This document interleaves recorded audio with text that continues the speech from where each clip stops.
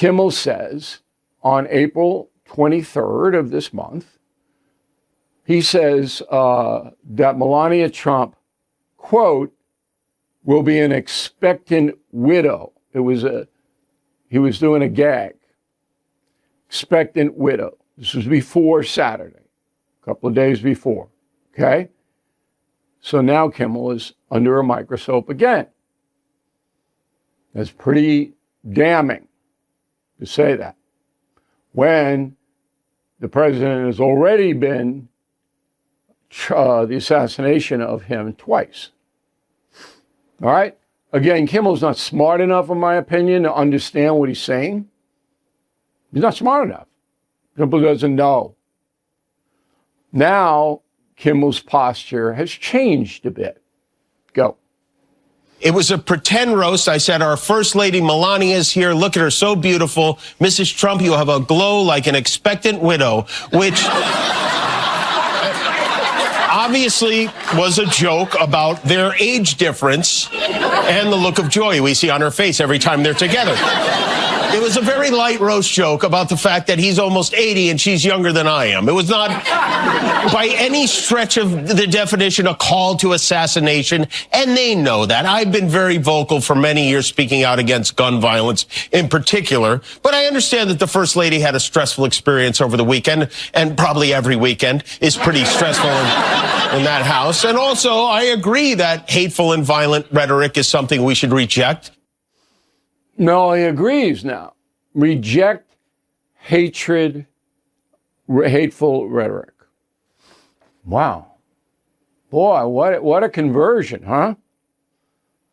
Okay, February 6, 2025. Go.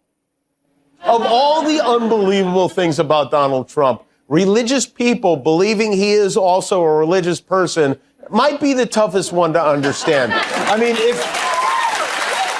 honestly, if Trump met Jesus, he'd call him a loser, he'd tell him to get a haircut and put a shirt on. And I could give you, 50 more? On Barron Trump's birthday, Kimmel attacked a kid. 19. And this isn't hateful rhetoric, Jim? No, it's satire.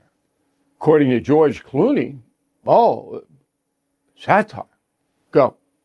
The people that I support, right, the Democrats, I'm a Democrat. I make no apologies for it. The people that I support, Bill Clinton, Barack Obama, they didn't enjoy getting, chased down by reporters.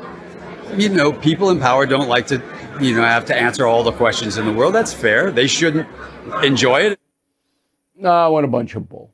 All right, Clooney told me that I was too rough on Obama and Obama was president and I should back off.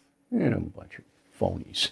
Okay, and because I had that big to-do with Clooney. Jane Fonda's popped up. Okay, her group is a free speech group.